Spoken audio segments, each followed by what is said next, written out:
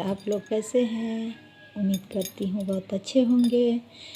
मैं एक राजा की लड़की का कहानी लेकर आई हूँ। अगर मेरा वीडियो अच्छा लगे तो मेरे चैनल को सब्सक्राइब कीजिएगा, बेल आइकन का बटन दबाइएगा, लाइक शेयर करना और कमेंट करना ना भूलिएगा। एक राजा थे, उनकी एक लड़की थी। राजा ने अपनी लड़की का जन्म कुंडली दिखाया तो उसका मरा हुआ भैंसे से शादी होना लिखा था। तो राजा ने बोले मैं अपनी लड़की का शादी नहीं करूँगा। राजा ने लेकर अपनी लड़की को दूसरे राज्य में जाने लगे। तो रास्ते में जा रहे थे तो लड़की को प्यास लगी। लड़की को जो प्यास लगी तब लड़की ने बोला कि पिताजी हमको प्यास लगा है। राजा ने बोले जाओ बेटा, वहाँ एक घर दिख रहा है, महल दिख रहा है, उसमें से डोर बाल्टी लेकर आओ और पानी निकालो और पी लो। लड़की गई, डोर बाल्टी लेकर आई और पानी खींचकर पी। और पीने के बाद डोर बाल्टी रखने गई तो दरवाजे अपने आप बंद हो गए। तब लड़की ने चिल्लाई पिताजी दरवाज़ा बंद हो गया। राजा बोले ठीक है जाओ घूमो देखो कौन घर में है। तो लड़की गई तो पीछे की तरफ एक मरा हुआ भैंसा पड़ा हुआ था जिसके शरीर में पूरा कांटे लगे हुए थे। लड़की आकर बताई पिताजी यहाँ तो मरा हुआ भैंसा पड़ा हुआ है। राजा ने बहुत कोशिश किया दरवाज़ा तोड़वाने का, लेकिन दरवाज़ा नहीं टूटा। राजा ने लास्ट में बोले अपनी बेटी से आकी बेटा अब क्या कर सकती हो, यही तुम्हारे नसीब में है, इसको कोशिश करो कि ये अच्छा हो जाए। राजा की लड़की ने अपने हिसाब से पूजा पाठ करना स्टार्ट कर दिया। सूर्य भगवान को डेली जल देती थी। जल देने के बाद उस मरे हुए भैंसे के शरीर से रोज़ाना कांटा निकालती थी। जैसे जैसे कांटा निकालती थी तैसे तैसे वो इंसान का रूप भैंसे ने लेने लगा। जब वो लेने लगा तो धीरे धीरे निकालते निकालते निकालते निकालते अब 4 कांटे आकर रह गया था, सिर्फ आँखों में था।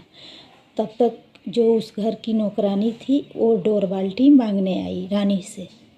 राजा की लड़की ने डोर बाल्टी लेने गई, तब तक वो चारों कांटे निकाल दी तो जो भैंसा था इंसान का रूप लिया था, वो जो राजा बन गए थे, उस राजे ने उसका हाथ पकड़ लिया।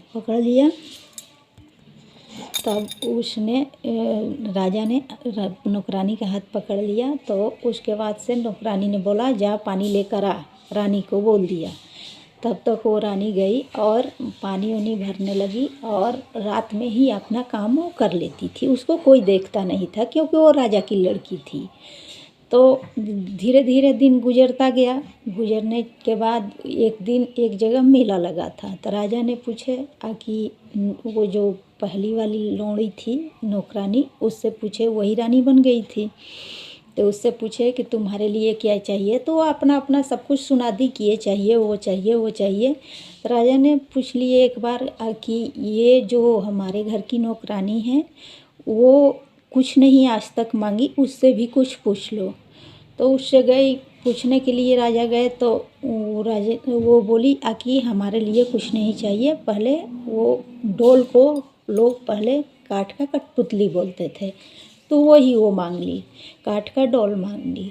मांगने के बाद वो क्या गई तो राजा ने पूरा सामान खरीदा, काठ के कठपुतली नहीं खरीद पाए थे तो नाव खुली नहीं रही थी। तो फिर राजा को याद आया कि भाई वो तो नौकरानी के लिए काठ का कठपुतली में तो लिया ही नहीं। तो फिर काठ के कठपुतली लिए तो फिर नाव खुल गया। खुलने के बाद वो आए घर पे, उसको वो काठ का कठपुतली दे दिए। तो जब भी रात होता था 12-1 बजे बजता था तो वो काठ की कठपुतली से रानी पूछती थी ये काठ की कठपुतली, तो वो बोलती थी क्या राजा धीरी चेर बेटी राज करे हम गोबर पत्नी, नाए रानी तहरे राज तहरे पाठ जे चेरिया जई हैं 12 बाट। इस तरीके से काठ की कठपुतली बोलती थी।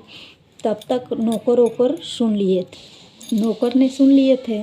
तो राजा से बताया राजा साहब आपकी नौकरानी किसी को बुलाती है रात में अपने रूम में। तो राजा साहब बोले कि ठीक है हमको सुनाना। तो राजा साहब बोल दिए कि आज मैं घर पे नहीं रहूँगा, मैं कहीं जा रहा हूँ। तो वो नौकर वोकर सुनाए उनको, तो वही बात बोली काठी कठपुतली से रानी ने। ये काठ की कठपुतली तो बोली, क्या राजा धियरी चेर बेटी राज करे हम गोबर पत्नी, ना ये रानी तहरे राज तहरे पाठ चेरिया जई हैं 12 बाट। इस तरीके से तो राजा ने दरवाजे पे आ गए। दरवाजे पे आने के बाद राजा ने बोले, आखिर तुम दरवाज़ा अभी खोलो। वो रानी ने बोला कि मैं अभी दरवाज़ा नहीं खोलूँगी। राजा ने उसी रात वहीं पे बैठे रहे। फिर जब सुबह हुआ तो दरवाज़ा खोली, बोली देख लीजिए तो तुम किससे बातें करती हो। तो वो बोली कि मैं तो ये काठ की कठपुतली से बात करती हूँ। तो ये क्या बातें करती है, ये बोल भी सकती है। तो हाँ ज़रूर बोलेगी।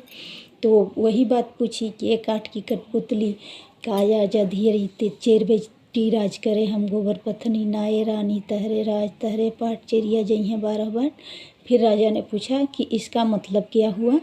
तो रानी ने बताया कि आप एक मरे हुए भैंसे थे और उससे मैं रोज़ाना सूर्य भगवान को जल देती थी, पूजा पाठ करती थी। आपके शरीर में कांटे थे तो मैं डेली निकालती थी। आप मेरे नसीब में ऐसे ही लिखे हुए थे। मैं अपने पूजे पाठ से, अपने पुण्य प्रताप से आपको इंसान रूप में पा लिया, है ना। तो राजा बोले कि ऐसा क्यों ये की। तो उससे पूछे तो वो बोली, हाँ ये सच है कि मैं ऐसा की थी।